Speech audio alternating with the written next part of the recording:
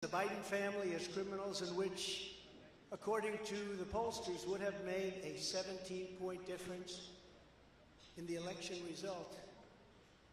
And we needed a lot less than that, like about 16.9. It would have been in our favor, not my favor, our favor, because our country is going to hell.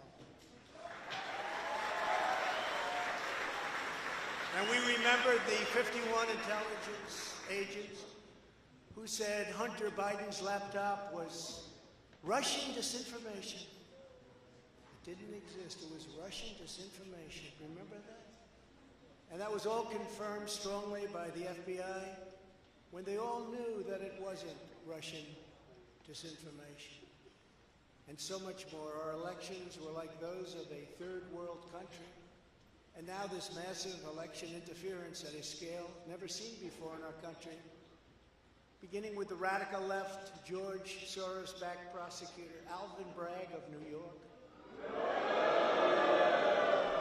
who campaigned on the fact that he would get President Trump. I'm going to get him. I'm going to get him. This is a guy campaigning.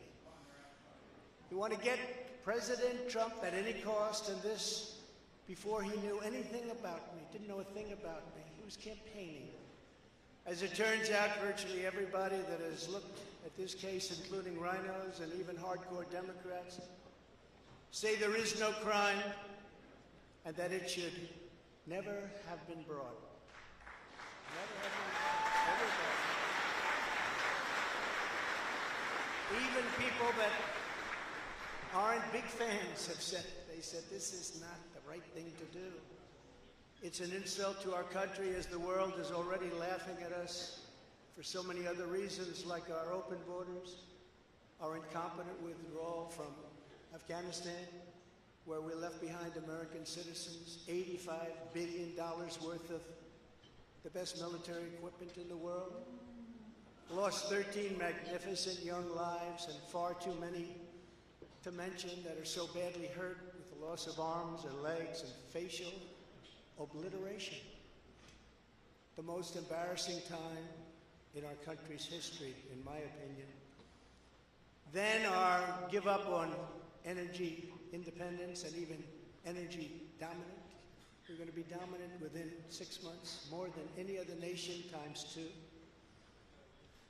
We had this all just 3 years ago, our raging crime statistics. If you look in Democrat-run cities, numbers the likes of which we have never seen before, the open threats by various countries of the use of nuclear weapons, something never mentioned or discussed by outside nations during the Trump administration, and which could very well lead under the Biden administration's leadership to an all-out nuclear World War III can happen.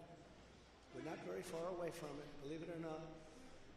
An economy that has been crippled by the biggest inflation we have seen in more than 60 years, and a military that I used to defeat ISIS in 4 weeks. He said it would take 4 years.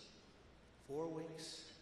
To kill al-Baghdadi and Soleimani, that has now gone woke at the top levels by trying to indoctrinate everyone down to the lowest ranking patriot.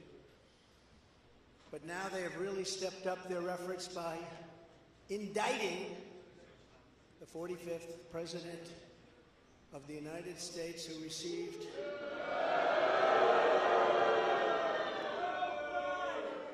$75 million votes, which is more than any sitting president in the history of our country.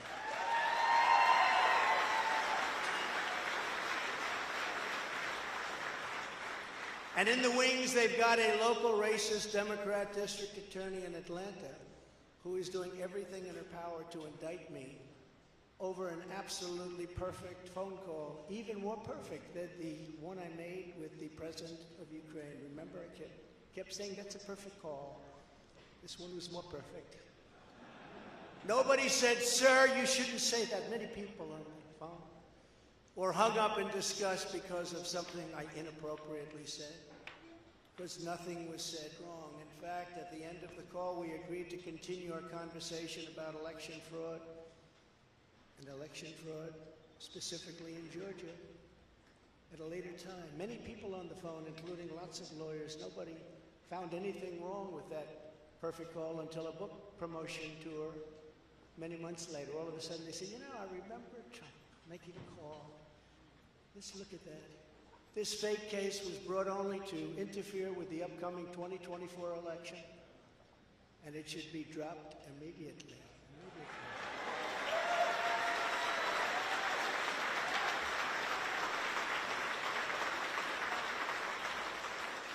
Then you have a radical left lunatic known as a bomb thrower who is harassing hundreds of my people day after day over the boxes hoax. You know, the boxes hoax, as we call it. Just so everyone knows, I come under what's known as the Presidential Records Act, which was designed and approved by Congress long ago just for this reason. Under the act, I'm supposed to negotiate with NARA, the National Archives and Records Administration, which as of this date is a radical left troublemaking organization that red flags the Constitution of the United States and the Bill of Rights as dangerous and triggering. Can you imagine? This is what we have to deal with. But there is no criminality under the Presidential Records Act. That is not what it's all about. We were negotiating in very good faith, proper way, in order to return some or all of the documents that I openly and in very plain sight brought with me to Mar-a-Lago from our beautiful White House, just as virtually every other president has done in the past. When FBI and DOJ officials with NARA were here, I told my lawyer to show them the very secure storage room in which they were locked. The FBI's sole request in writing was, could you please put another lock on the door? We immediately complied. It's a lot different than the Biden situation, isn't it? The next thing I know, we were raided by many gun-toting FBI agents who took whatever they wanted, including my passports and medical records. Everybody was in shock. Nobody had ever heard of such a raid before. Can't even believe it. Who would think that that could happen today? I immediately thought of the Fourth Amendment that protects against unreasonable search and seizure. But they did it anyway because our justice system has become lawless. They're using it now, in addition to everything else, to win elections. Apparently, they're not looking at me through the view of the non-criminal Presidential Records Act. They came up with a new one. This is a new one. And they're looking at me through the Espionage Act. Think of that. How does that sound? Of 1917, where the penalty is death. Even though that has absolutely nothing to do with openly taking boxes of documents and mostly clothing and other things to my home, which President Obama has done, the Bushes have done, Jimmy Carter's done, Ronald Reagan has done. Everybody's done. In fact, Hillary Clinton got rid of 33,000 emails, and that was okay. But nobody's done it like Joe Biden. This lunatic special prosecutor named Jack Smith, I wonder what it was prior to a change, who others of his ilk say he is even worse than they are, is only looking at Trump, yet Joe Biden took massive amounts more documents, even removed many boxes to Chinatown. You believe that? Just got $10 million from China. Where did that come from? I guess they were banking on Hunter's expertise. And had others stored in unsecured offices in Pennsylvania and strewn all over his garage floor where his now very famous Corvette is also stored. All over the floor, including classified documents. But that's okay.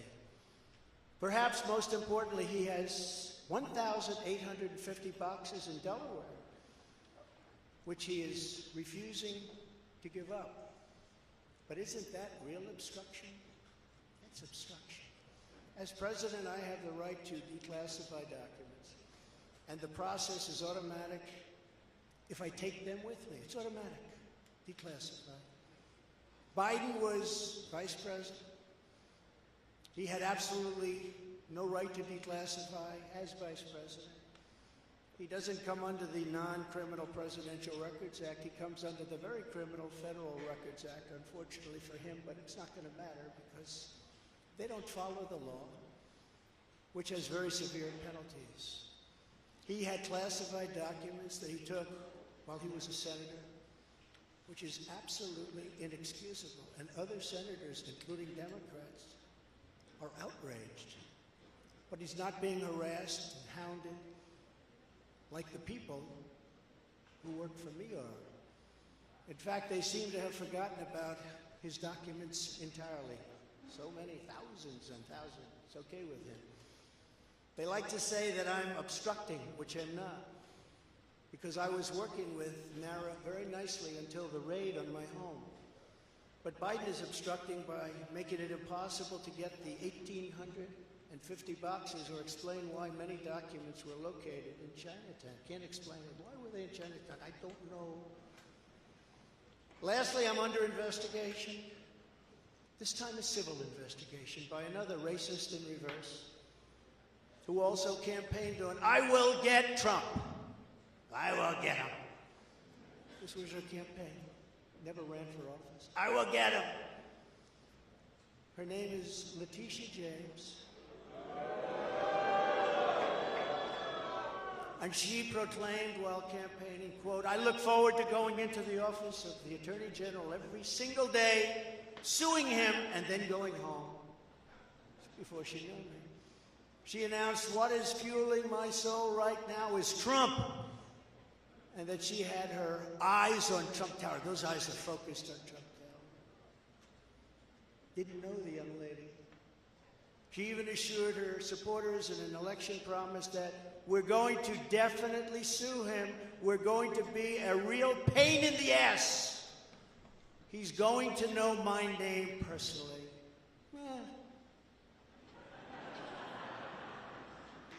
And then she claimed that I was an illegitimate president. Think of it. With all we did on energy, with all we did on the military, on taxes, biggest tax cuts in history, biggest regulation cuts in history, right to try, people able to get drugs now that aren't approved. Hopefully you don't have that problem. Letitia James vowed to use every area of the law to, quote, investigate President Trump and his business transactions. Those transactions are going to be investigated, she said. And that of her family and his family. Because we're going after his family, and we're going after them hard. This is all before entering office and all before knowing anything at all about me. But she's going to get me. This is why, along with unrelenting crime, so many people and companies are leaving New York. She said that I falsified my financial statements, but in fact we're proving and will prove that my financial statements were substantially more than we submitted, not less. And in all cases have a strong disclaimer clause in them which tells the institutions that may look at that if they want to, not to rely on the statement. But they've got a problem with their case because, number one, I'm very under-leveraged. They can't believe it, all the stuff they read and gave, and have very little debt relative to the value of assets. And importantly, not one bank has lost even $1. She was investigating me to save banks. They have very good lawyers. But they didn't lose $1 with us during this period of time. In fact, the banks we're talking about made almost $200 million off Donald Trump, and they liked me very much. We never missed a payment, never got a default notice, had a great relationship with all of them. I don't need banks. We have a lot of cash. I built a great business with my family, built a fantastic business.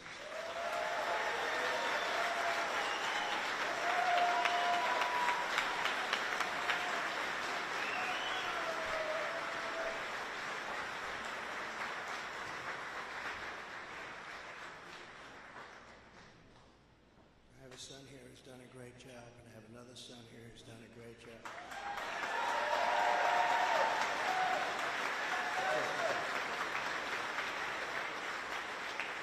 And Ivanka, and Barron will be great someday. He's tall. He's tall, and he's smart.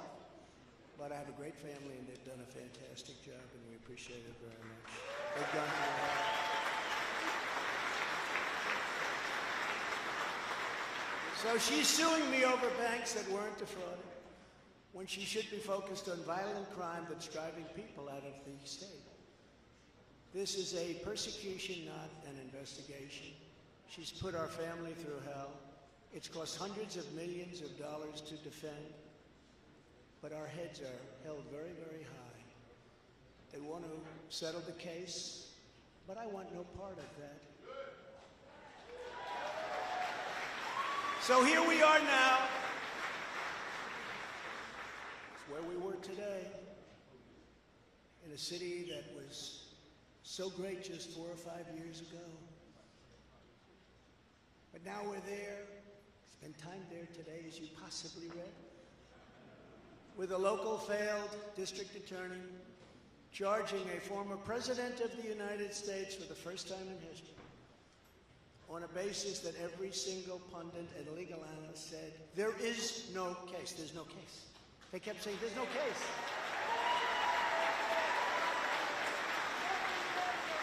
Virtually everyone. But it's far worse than that, because he knew there was no case. That's why last week he delayed for a month and then immediately took that back and threw this ridiculous indictment together. Came out today, everybody said, this is not really an indictment, there's nothing here. My lawyers came to me and they said, there's nothing here, they're not even saying what you did. The criminal is the district attorney because he illegally leaked massive amounts of grand jury information, for which he should be prosecuted, or at a minimum, he should resign. And Alvin Bragg's wife confirmed a report that claimed her husband has Trump nailed on felonies. She has since locked down her Twitter account. His chief prosecutor, who represented the Democrats and crooked Hillary Clinton in a firm run by Chuck Schumer's brother, Robert, he quit the firm in order to go to work in the DA office in order to get Trump. Can you imagine that? Hillary Clinton's lawyer, Democrat firm. Ultimately, he quit as chief prosecutor because Bragg didn't think he had a case.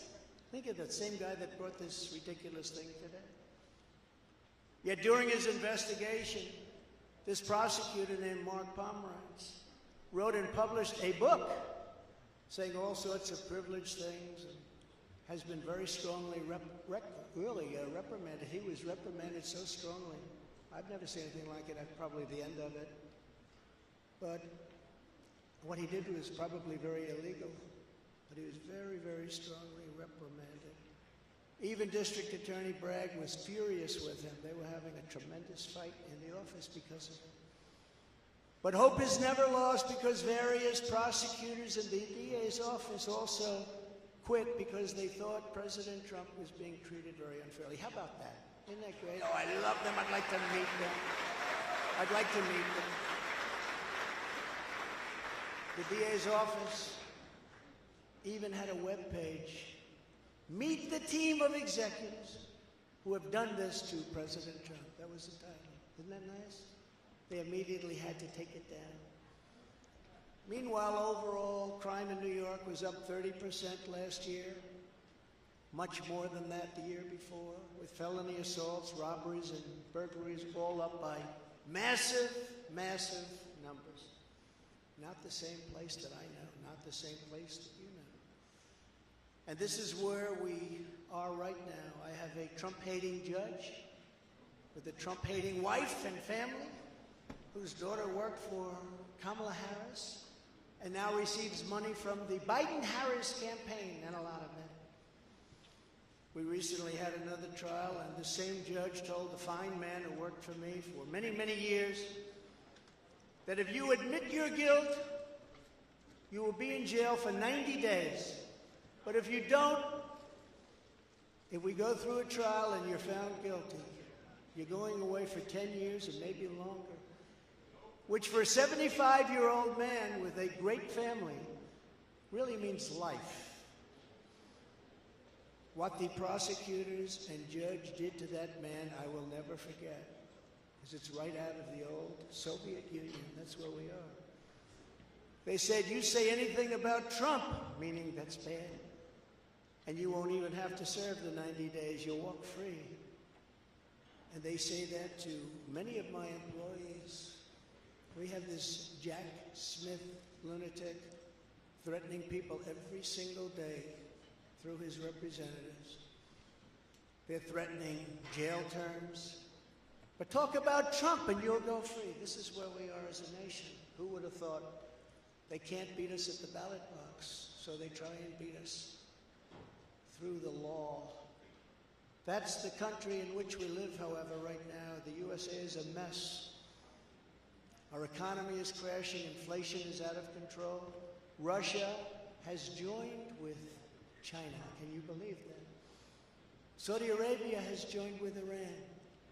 China, Russia, Iran, and North Korea have formed together as a menacing and destructive coalition. Would have never happened if I were your president. Would never have happened. Nor would Russia attacking Ukraine have happened. All of those lives would be saved. All of those beautiful cities would be standing. Our currency is crashing and will soon no longer be the world standard, which will be our greatest defeat, frankly, in 200 years. There will be no defeat like that. That will take us away from being even a great power. If you took the 5 worst presidents in the history of the United States and added them up, they would not have done near the destruction to our country as Joe Biden and the Biden administration have done.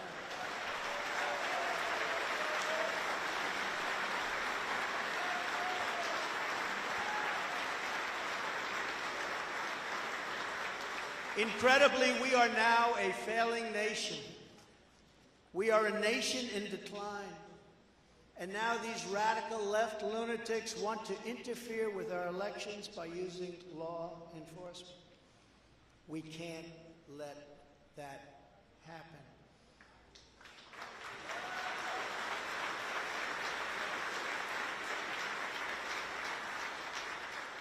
With all of this being said, and with a very dark cloud over our beloved country, I have no doubt, nevertheless, that we will make America great again. Thank you very much. God bless you, and God bless America. Thank you very much, everybody.